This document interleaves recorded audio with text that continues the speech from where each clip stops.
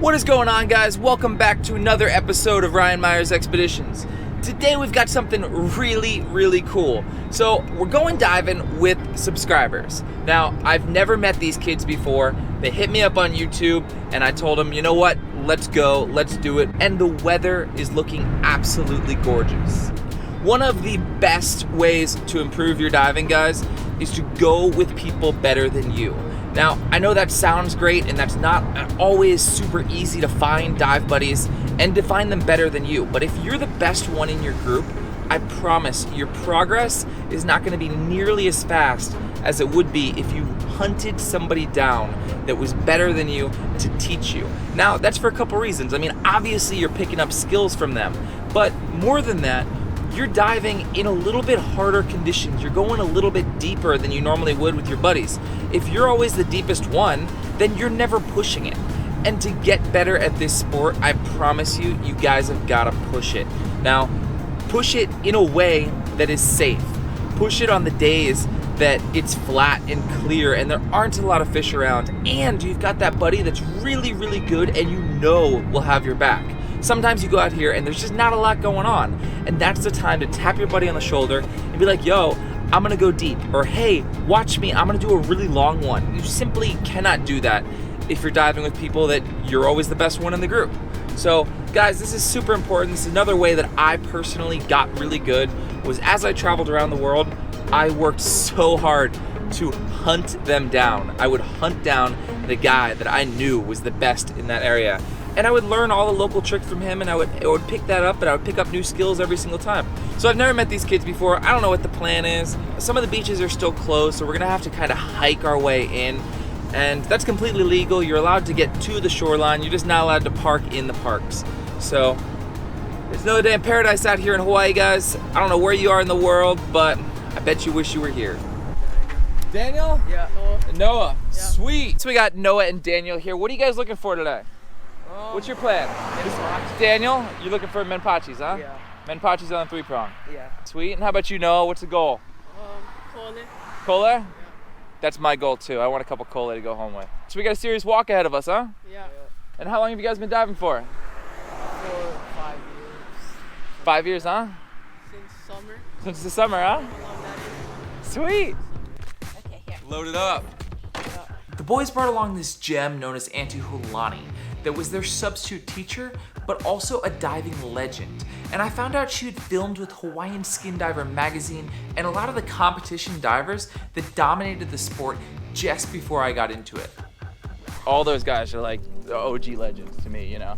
What does OG stand for? I don't know, I guess you're like sick. Oh, like, you know, like the original. Like Oldie but goodies? I don't know. What's I don't know if it's oldie but goodie. I don't even know. What does OG stand for, Noah? Original gangster. Original gangster? That's amazing. I didn't even know that. Here we are again, guys, walking like always. Walk a little further, hike, swim, drive, boat, whatever you gotta do to get a little bit off that beaten path, and you'll always find more fish. Here's a road. Hey! Sweet.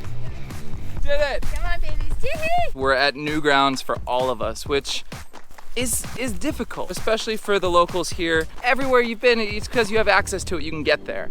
And Noah took us on a little bit of a journey there, but we found it and we have a pretty epic dive ahead of us. Look at this. We did it, Noah. We crushed it. New grounds, dude. Sweet. All right, guys, all suited up. This spot is gonna be sick. Such a cool freaking area, such a cool day. Noah, you stoked? Yeah. Weather is looking beautiful. Guys, we'll see you in the water. Woo! So watch how I hunt, all right? And that's what I kind of want you guys to do today, is hunt the way I hunt. I'm gonna go down to the bottom, find a nice little spot to lay, and then wait for your prey to come to you. Just like this. So this was really cool because I kind of just met these kids. This was my first dive of the whole thing, and I knew I kind of had to show them me, like kind of show them what I do. And and I saw this school of this pot of fish, and I knew that there was a big goat in it that I could see, and I know that if I find a good hiding spot and I do everything properly, that I can get the big Joe out of the school like almost 100% of the time. So I got my awesome hiding spot there. You can see I kind of went between those two boulders, and I'm just kind of chilling there. I'm not doing a lot. I'm not gonna dust that much. I'm not gonna grunt too much. I'm really just trying to be subtle and attract those goats over to you. I mean, they're naturally curious, and that whole pot of fish is just gonna kind of go about its life. I mean, they're just kind of cruising around. They're not really afraid of me or attracted to me. They're just kind of going about their business. And you can see this Joe right there. He's just coming right over, nice and easy. There's a big uhu there, and I know without no problem, big Joe got him, and these kids were really, really stoked. They were impressed. It was an awesome way to start the very first dive of this unbelievable day. Nice little Joe, huh? Yeah. So you see, if you find your hiding spot, like I could have taken that big uhu, I could have taken the Joe. You know, you got options. When I was right on top of it, but I looked at you, I'm like, oh, he's going. Yeah. But you know what I mean? Like if you hunt properly, you guys got options. You can sit down there, you can choose what you want. So kind of pick another spot right around here, and then kind of try and do just what I did. All right, see if you can get that Roy. Go down right here to the sand, and then stay still, and then crawl up to him really slow. All right?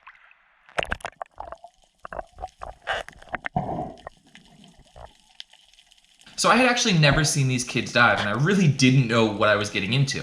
So this was the first dive that I saw Daniel do, and I was stoked to see that he could actually dive. I was like, man, this is gonna be a blast. It's gonna be a great day. So you can see he went down to the bottom. He's doing kind of what I told him, and then he's crawling over to that Roy. And these Roy, a lot of times, they'll just stay put outside their holes. And you can see right here that he turns, and that should have been his shot, but he waits a little bit longer, and he gets too close, and he takes a shot, and I don't know what happened. I don't know if he connected with the fish and he lost it. He does this really well, where if you get a shaft stuck in the rock and you're in shallow water, just leave it. Don't worry about trying to get it out. You can do another dive, go down and check it out. Unfortunately, he didn't connect, but he did exactly what I asked him to do, and I was stoked to see him take direction well, and we were gonna have an awesome day teaching these young kids how to dive and hunt properly. That was good, but you could see the moment that you should have taken the shot. You know, maybe a few feet before where you were. That was sick though, man. You look good. You look good in the water. So there were Moana-Kalis everywhere today, and that's what happened here. The school came up, and this is like typical hunting behavior. This is how most amateur beginner type divers are gonna hunt. They're gonna see a fish, they're gonna swim down, they're gonna go after it, they're gonna try and shoot it, and it just doesn't work. So the Moana-Kalis, if you go down to the bottom and you sit there and wait, they'll come right up to your face. So it was really cool to see these guys kind of start to get this hunting technique. You know, Daniel goes down here, he hides behind the rock, and he waits. Unfortunately, he had this shot, but he kind of pushed himself forward a little bit too much. He's trying to get too close to the fish, and he spooked it, but we were on the right path here. This hunting technique is exactly how we need to do this. Woo, bro! You should have stayed put. It would have come right up. You guys want to see how it's done? Yeah. So again, these guys were both reloading their guns, and I saw a big Joe in a pot of another kind of pile of fish, and I knew that, again, 100% of the time, I can go down and I can pull that Joe out there if I do everything properly. So you can see this hunting technique here where I'm in that little shadow. I'm trying to watch that sea urchin there. I don't want to hit the Vana, but I want to hide and get as close to that rock as I can, and then I just kind of want to post up and wait. And those Joes will almost always naturally kind of go back and forth. And like I was telling these guys before, when you hunt properly like this, you go down, you've got your choice. The Roys all come out of the holes, they come over to you, the Uhus are all zipping back and forth. Nothing is afraid of you, and you end up getting way, way better shots at kind of whatever you want. You get to go down there and choose, instead of going down there and just kind of taking whatever you can get close to. You can see that Joe there, the small one, and then behind him will be that big one. And a lot of times that's how it works. The smaller females come in first, and then I think these are like the big dominant males that then come in last. But they'll come right over to you and you get an awesome shot on them. And like I said, it's almost too easy. This works like 100% of the time on these fish if you haven't disturbed that pile yet. And it was so cool to show these kids that and show them what proper hunting technique looks like and how productive it can be. Nice, Joel. See, you're waiting though. Yeah. You're waiting for the fish to come to you. That is the key with all of it out here, man. You had the collie, bro. You screwed it up. You were there. You just lunged too much, man. You should have just shot. You would have had him. It was sick though. Sweet, there's fish everywhere, huh? Yep. Nice Joe, man, how'd you get him? Let down way behind a rock. You were down on the bottom waiting? He was feeding though, so I just killed him. That's awesome, man. So this is a really cool example of how to lay on the bottom and how not to lay on the bottom. I mean, when I tell people go to the bottom, it doesn't necessarily, it's not all the same. You know, if you go down to the bottom and you're kind of up high and you're moving around, it's not the same as like when I go down to the bottom and I'm completely flat. So watch him here. He's kind of got his knees down, but his body up. And I'm telling him, come down flatter. So he comes down a little bit flatter, and this is how he should look. Completely low. But you can see that head movement, that uncomfortableness, and that's just something that comes with practice. The more that he does this, the longer he'll be able to stay there and the more comfortable he'll be. Yo, try to really take your time on the surface. Like, the potties aren't going anywhere. You know what I mean? You really take your time and you get better shots when you're down there. So what I love about Hawaii is this three-prong action. Like, you can put the three-prong on the back of your float, and then if you bump into some menpachis or coles or whatever you want to three-prong, then you just stop and do that. So that's exactly what we did. We switched out the guns for the three prongs, and we found this little menpachi cave, and Daniel's down here, and I think he shot a menpachi here, but it lost the menpachi, ended up with this thing, a ta'ape, and it was pretty cool to see these guys hunt with a three prong though. I was like, man, this is such a cool way for, as kids here in Hawaii, to grow up. Nice shot, dude. I was going for it over in Pachi though. Oh yeah? I hit it and it slid off onto the top. Oh, nice. So load right before you go down. Make it like the last thing you do. So next up was Noah here, doing that pretty decent looking duck dive there. He's already got the spear loaded on the surface, which depends on what you're doing and whether you like to do that or not. Sometimes I load down on the bottom, especially for menpachis that you're not necessarily going to scare away when you're loading because they're already in their holes. But he goes down there, he takes his time, and he manages to pull a pretty awesome menpachi out of the cave. A great fish for dinner. He was stoked. Like I said, just such a cool way to go out and harvest your fish here in Hawaii. Nice. It was really cool to see these kids kind of work together in a natural team. You know, one person is down at a time. You know, you just take your turns harvesting from the cave, whatever it is. And that's exactly what was going on here. Now Daniel was up, goes down, loads close to the bottom, kind of like more what I would do, and sits there and takes his time and picks out his fish. And ends up with another really cool menpachi here. This was a pretty cool dive here. Again, Daniel down there, loads right here, and then pulls himself over to the cave. And when he gets there, he takes kind of a longer shot. So I guess this fish was towards the back end of the cave. And this is a great example of kind of how you can get yourself in trouble. He shoots, he gets it to the other side, and then he decides he wants to go over and get it out in one dive. This was probably at the edge of his diving ability. It's little things like that that kind of can get you in trouble. I mean, he did fine, but you can see how hurried he is to the top, and that's what burns a lot of oxygen. And this is just a time to be extra careful. That was a good dive. Nicely done, dude. So it was really cool to see these kids kind of actively target the roys. You know, it's a great practice fish out here, and it's also a great way to kind of offset your own kind of impact on the reef. You know, you go out here, you take away some of these prized local fish, and then while you're out here doing it, you grab some of these roy also. And it's so important to take these off whenever you can, especially in the shallow water. And like I said, they're just phenomenal practice for a beginner, younger diver. And that's why it's so important to get them off, huh? Yeah. They eat everything. Yeah. Wow. So native moana and the non-native roy. Now, to see how the edge of the boulders, that's where all the fish are, that's where you want to be. Down there in the boulders, and you just lay still and wait and see what comes up. It was pretty sick to see Noah start to kind of pick up some of these things I was telling him, where you're going down here, you're looking over a boulder, you're slanted, so you're kind of hidden behind it, and you're nice and relaxed, and you're just kind of waiting to see what comes around. So Daniel dove next here, and this was kind of cool, not something I do, but I see this a lot, is he goes down, he decides he wants to take a roy and shoot right straight into the reef, so he unloads a band. And again, personal preference type thing, not what I do. I'm definitely not afraid to shoot right into the reef, but it worked out for Daniel here. He got another roy off the reef, which again, is just such a cool way to kind of offset your own impact while you're out here hunting. So after watching these guys kind of slay some fish back and forth, I grabbed one of the three prongs off of their float, and I wanted to get some kole. That was my goal for today. They've quickly become my favorite eating fish. And there were definitely some around. So I go down and, you know, I harvest this one here, and I'm using that technique that I kind of picked up from Justin, where I'm holding the stringer in my left hand, and that way I can kind of go down there and get multiple on a single dive. So I've got that one strung up, loading up for another one. This one, I kind of messed up here a little bit. I shot him and I bumped into the rock, and that just kind of caused me to him to flop off. You know, I didn't get enough penetration on him.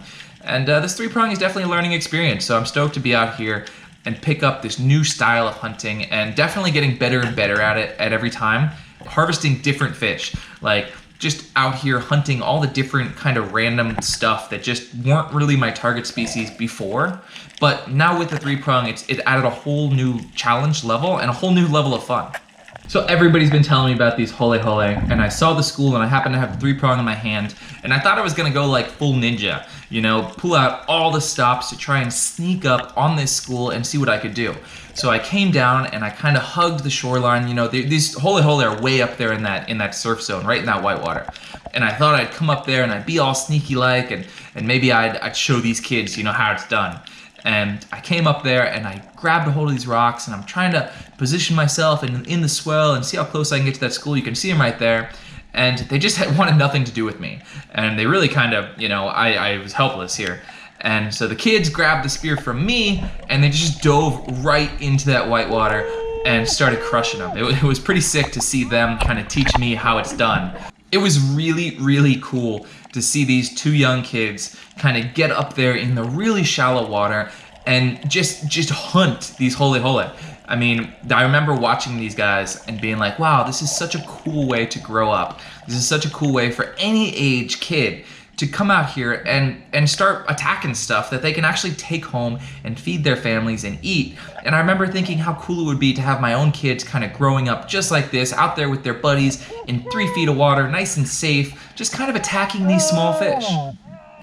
These redfish here are the menpachis. They kind of live down in there in these holes, and that's what these guys were targeting. You know, you can find these at any depth, and it was awesome to watch these guys kind of work together, you know, hunt in these caves in the really shallow water and point them out to each other and kind of show each other where they were.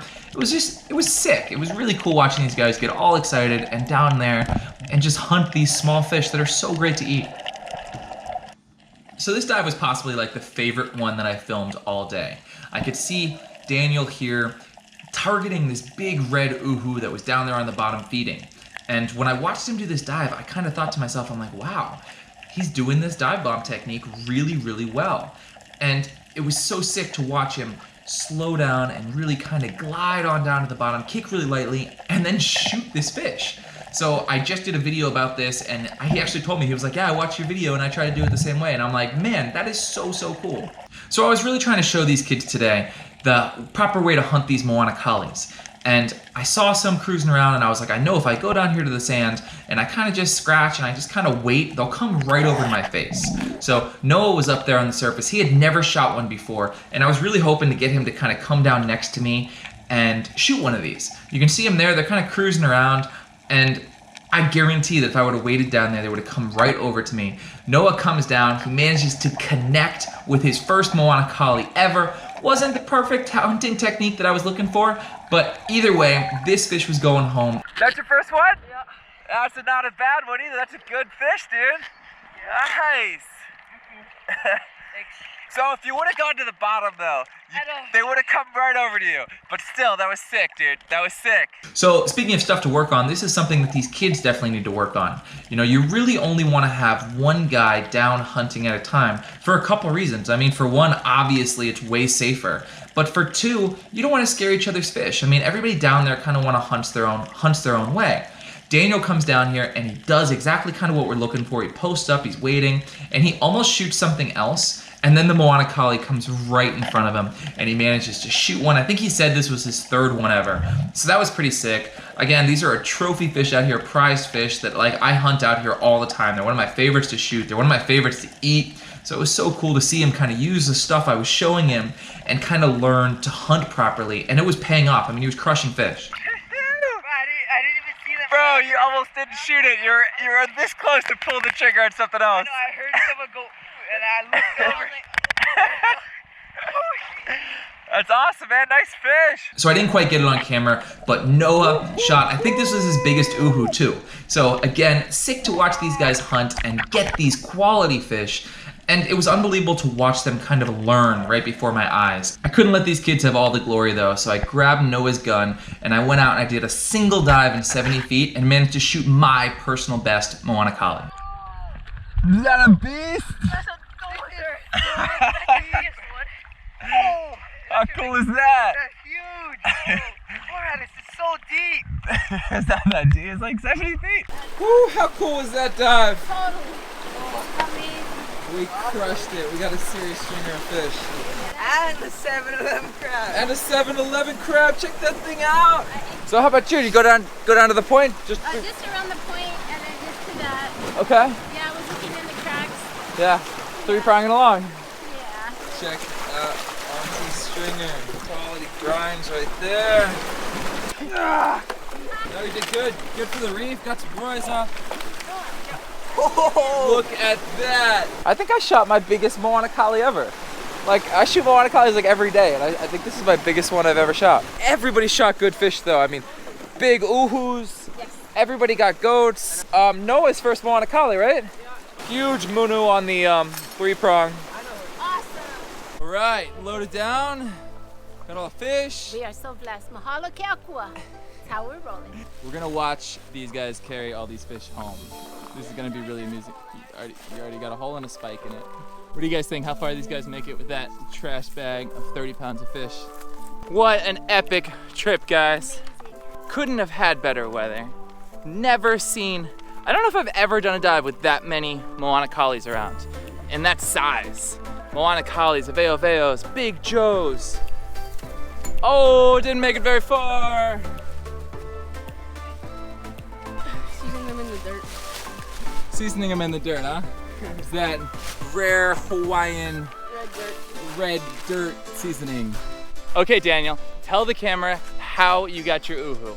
Well, in your video where you went Hamakua and you're dive bombing uhus, I watched and you said not to kick really and just like go down super slowly. So today I did the same thing and that's how I got it right on top of it.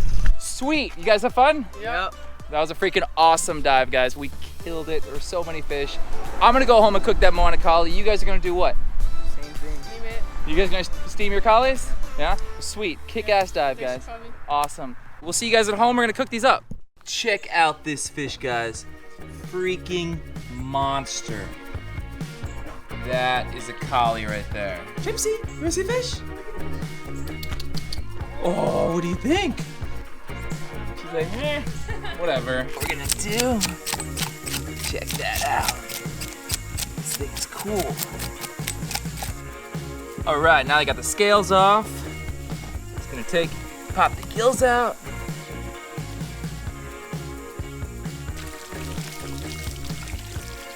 That is a gorgeous piece of meat. Stoked. We're gonna do this Chinese style, steam it, hot peanut oil, the whole entire thing. I am finally grating the garlic because we really want the garlic and the ginger to be like a paste. I'm just grating like 10 cloves of garlic. Next up, I'm gonna grate the ginger. Last thing that I'm doing is I'm cutting up a shallot because I have one, so why not? Finally, we're adding some lemon juice and we mix and we mash. That's gonna be our variation for today. Is it gonna fit on our pan? Oh my God.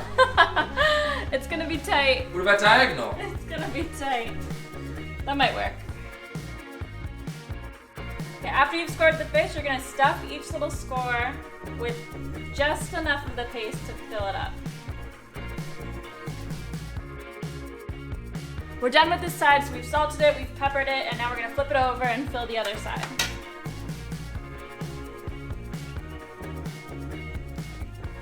Okay, I'm putting whatever's left over in the stomach cavity and as many mushrooms as will fit. That is a masterpiece. Check that out. Woo-hoo! We got a regular pan. We're gonna tin foil the top of it. We're not gonna cover it real tight. We're gonna let that air go. I'm gonna put the timer on for 45 minutes. We'll check it then and see what's happening. If you haven't poured yourself a glass of wine or cracked open a beer, then you're doing this whole cooking thing completely wrong. While our fish is cooking, we're gonna chop up the green onion and the cilantro.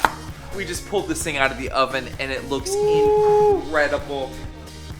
So what I got here is the peanut oil, and we're just heating that up, and we're gonna cover the fish in our cilantro green onion mix, and then we're gonna pour that boiling peanut oil over it, and that's what just does this whole thing. It's like magic.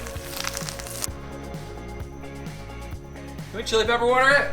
Yeah. I'm probably gonna eat like 80% of that fish by myself. Ew. And I'm not sad about it, guys. I'm not sorry. So, onto the Yeti. I cannot believe how big this fish is. Like, what? The flavor, so good. Mushroom plus an oily chunk of fish. This is unbelievable. This is an unbelievable fish right here. Oh, that's so good.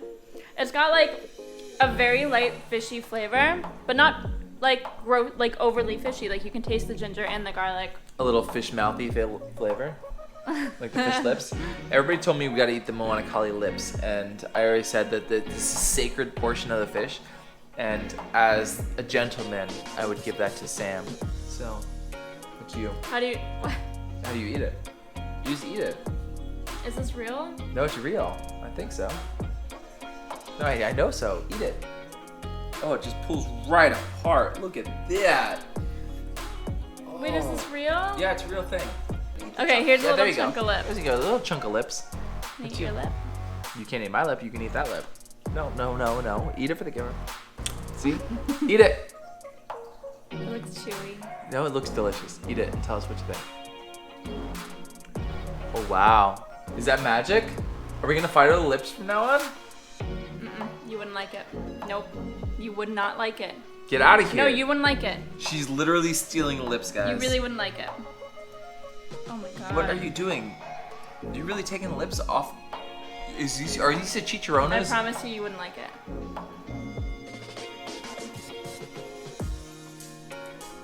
No, I don't. I really. Wow. Guys, I just made that up that someone told me to eat the lips, but that. Those are freaking delicious. Again, I'm just kidding. People did tell me to eat the lips. I can't stand you. People told me to eat the lips. That's the whole point of a I'm Moana done. Kali. Eat the lips. All right, sign off, okay? The lips are delicious. Guys, we're gonna devour this fish right now. Thank you guys so much for watching. If you made it this long, that was an unbelievable episode. I mean, it was so cool watching those kids take that spearfishing level just one step further. You know, that I feel like they really got that, you know, let's go to the bottom, let's hunt properly, let's wait for those fish to come to you instead of going after those fish. And I'm telling you guys, once you master that aspect of hunting, your whole entire life will change and you'll get to eat fish just like this. Hello everybody. Filleted our uhu that we got over here.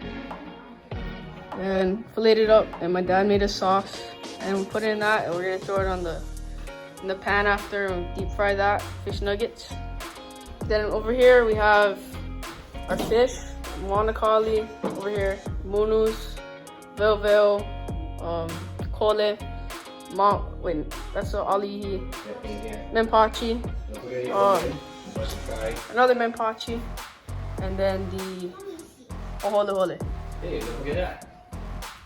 And over here we have the uhu spine. Cheers with a glass of Cabernet. The uhu spine, fried in butter, salt and pepper. Yep. So, pretty good fish. Thank you, Ryan. Here's our uhu. It's frying, and then this is the finished product right there. So unwrapping the Moana Kali and the alihi. Oh, that looks good.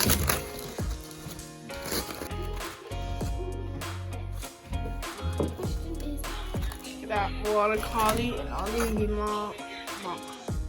Thank you so much for watching. Like it if you haven't already. Subscribe for damn sure because we got a lot more shit coming for you. And We'll see you next time. guys, that's it. That's all that's left.